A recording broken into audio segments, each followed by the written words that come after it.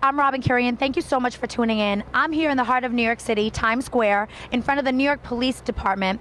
And today is Christmas Eve. Unfortunately, there's a lot of families like Eric Garner's family and the two cops that fatally got killed recently. I'm going to take you to the streets and see what other New Yorkers are feeling at this time.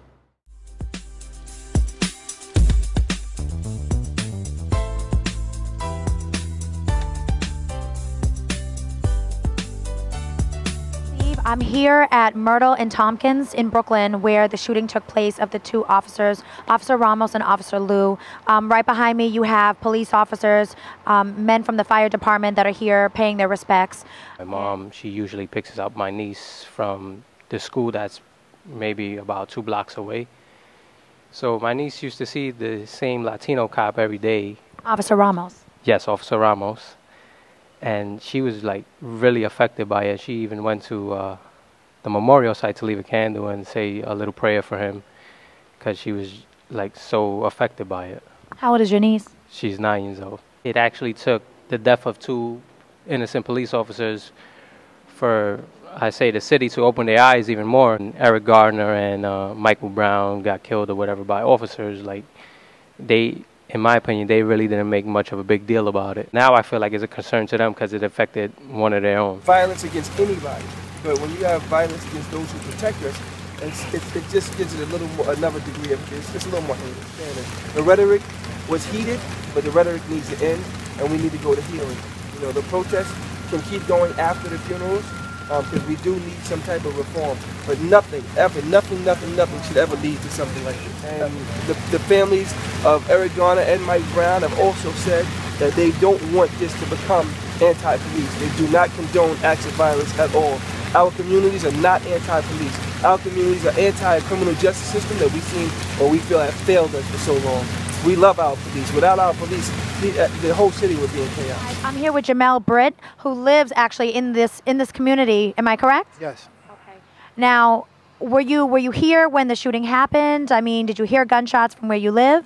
No, I didn't actually hear gunshots. I just seen all the cops rushing to the scene. It kind of like makes me uncomfortable because I'm a black male. I am in the area where this happened, and I have a lot to live for. Like I have children. Family, my twin sister, my mother, my stepfather, my uncle, we're all in law enforcement somehow, some way, whether corrections, police. So I have a huge respect for what they do every day, putting their lives on the line in an attempt to protect and serve.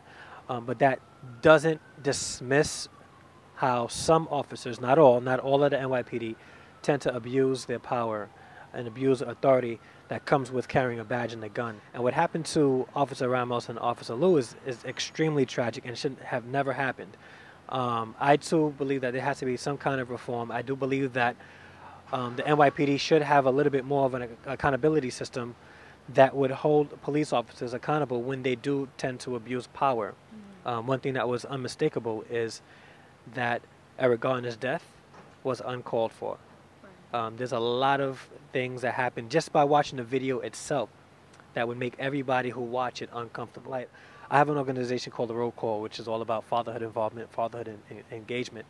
And Mayor de Blasio is being ripped right now and blamed for the shootings of Officer Ramos and Officer Liu. And I think that's extremely unfair, simply because he went on camera and said that he had to talk to his son about the possibility of his biracial son being racially profiled. He's the mayor of New York City, but before he's the mayor of New York City, he's a father.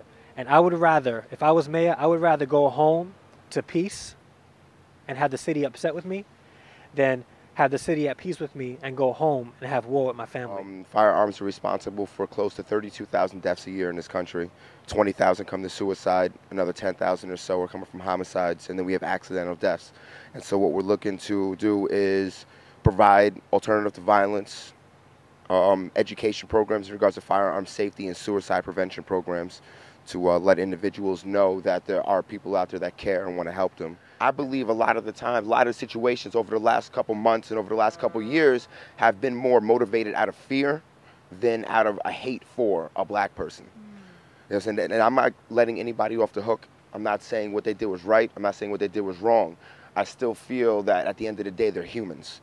And every human is going to go into a situation with their own biases and their own fears based off of the things they've been socially conditioned to believe and to be trusted and to be taught.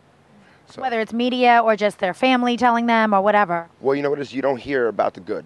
You don't hear about the hundreds of thousands of African Americans that graduate college each year. You only hear about the ones that go to prison. You only hear about the ones that run around and do psychotic stuff like this.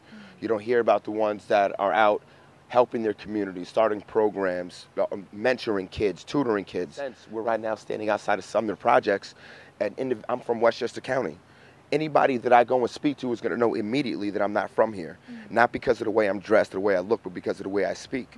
And so I believe that an immersion is necessary so that the people coming to protect these communities know what they're protecting. Right. It's just not a plot of land or a bunch of buildings or a bunch of people, but humans. You're saying mothers, fathers, sisters, brothers, grandmothers, daughters, everything. In Ferguson, during this whole month of November, last month, during that whole grand jury, it was an election month. Why did only 13% of the population come out and vote? When you have a direct problem with the police in that, and you have a problem with the police in that city. When you elect a mayor, he appoints the police chief. You have a problem with the district attorney, which is an elected position, but nobody thought to come out and vote to get people put in office that they feel are going to represent their interests and their cares. And so that is the problem I have with these protests, is that I feel that they're not doing anything that is being effective at really solving any problems. The fact of the matter is these politicians listen. When enough noise starts getting made, they listen and they respond and they react. And so we have to realize that we need to use that to our advantage, and I believe that individuals truly are not doing that at this point.